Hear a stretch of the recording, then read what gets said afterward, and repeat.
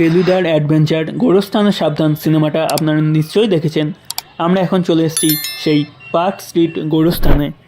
এটি অবস্থিত park street কলা মন্দিরের একটু পাশেই। এটি হচ্ছে একটি নন চার্চ সেমেট্রি। এখানে ব্রিটিশ সোলজারদের, বিভিন্ন উচ্চপদে থাকা অফিসারদের এবং তাদের ফ্যামিলিদের কবর আছে।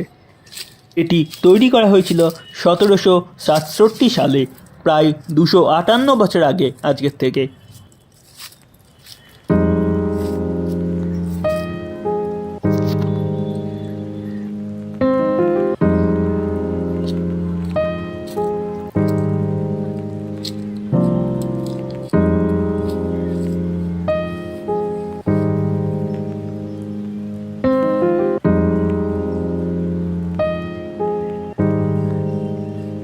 এই গোটা প্লেসটা গ্রেট খ্রিস্টিয়ান বুরিয়াল গ্রাউন্ড নামেও পরিচিত, তবে সবচেয়ে বেশি পরিচিত পার্ক স্ট্রিট সেমেট্রি নামে।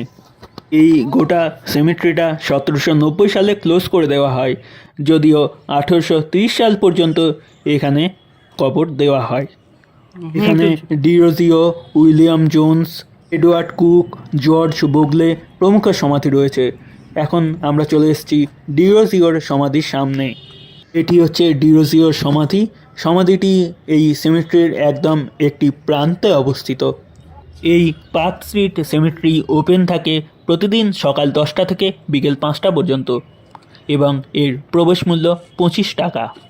এখানে প্রায় 1600টি গ্রেভ বা কবর আছে।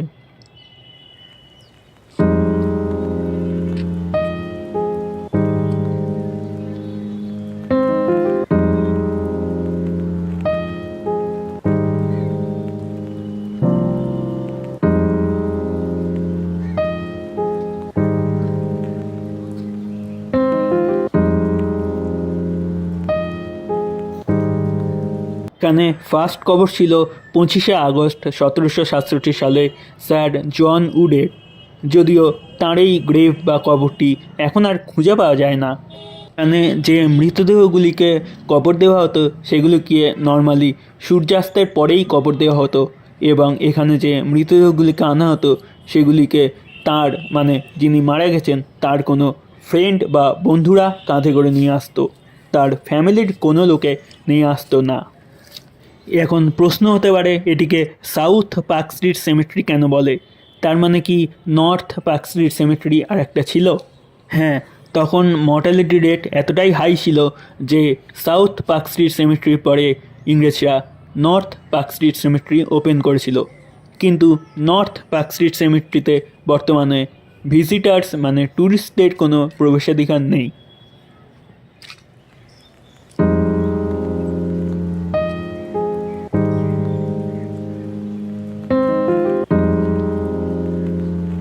ভিডিওটাকে ভালো লাগলে চ্যানেলটাকে সাবস্ক্রাইব করতে ভুলবেন না, এবং অবশ্যই একটি লাইক এবং কমেন্ট বক্সে আপনার মূল্যবান মতামত জানাবেন।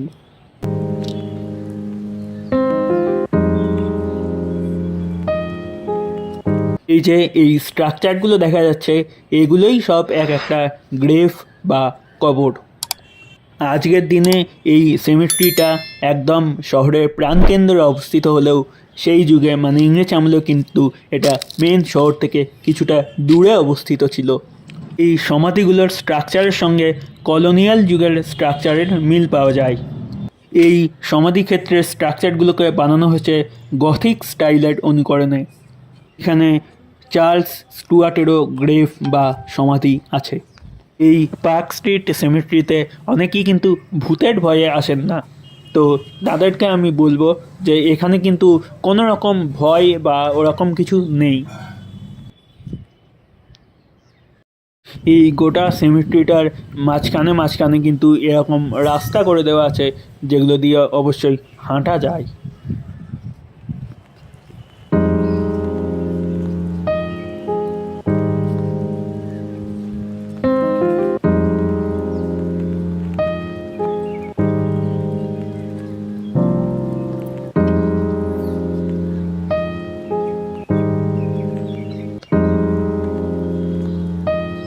এই গোটা এরিয়াটাই কিন্তু প্রচুর বড় বড় গাছ আছে, যার জন্য কিন্তু গরম এক ফোঁটাও লাগে না।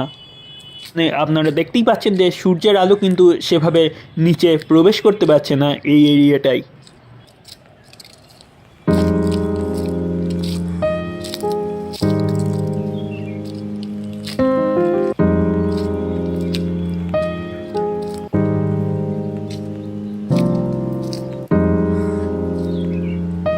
কয়েকটা গ্রেভ দেখে আমাদের যেটা আইডিয়া হলো যে সেকালে মৃত্যুর বয়স 45 বছর থেকে 50 বছরের মধ্যে ছিল। এই গোটা পার্ক স্ট্রিট সিমেট্রিটা আপাততভাবে ASI এর আন্ডারে আছে।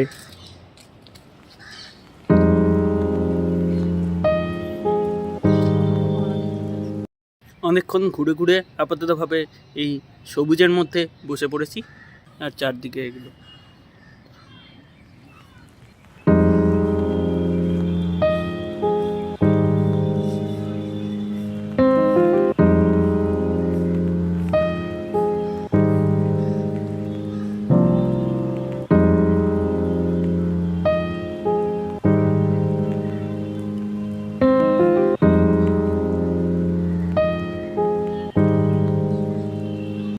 এখানে অনেক সমাধি আছে, তার মধ্যে এই সমাধিটাকে লক্ষ্য করুন।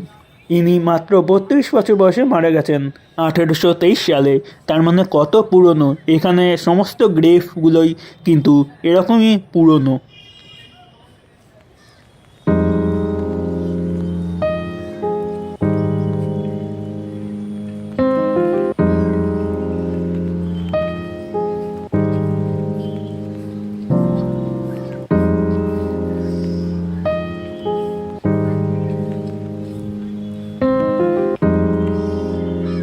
এই পার্ক স্ট্রিট গোরস্থানের মধ্যে কিন্তু এরকম সোজা রাস্তা করা আছে মাঝে মাঝে, এদিক দিয়ে রাস্তাটা একদম এদিকে চলে গেছে। এখানে কিন্তু প্রচুর কবর আছে। এখানে যে এই ঘাস লাগানো হয়েছে জাস্ট একবার দেখুন, খুবই সুন্দরভাবে ঘাসগুলোকে লাগানো হয়েছে এবং মেনটেনও খুবই সুন্দরভাবে করা হয়।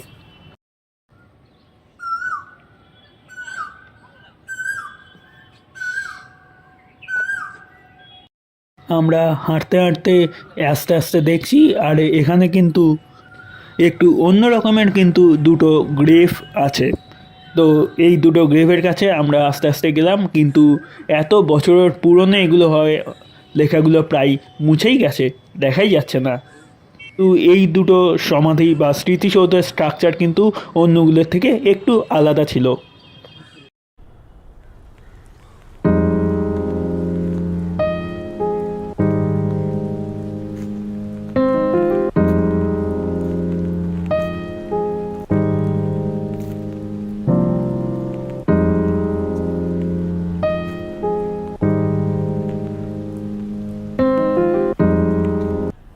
আমাদের পার্ক স্ট্রিট সিমেট্রি দেখা সম্পূর্ণ। এবার আমরা যাচ্ছি বাড়ির পথে।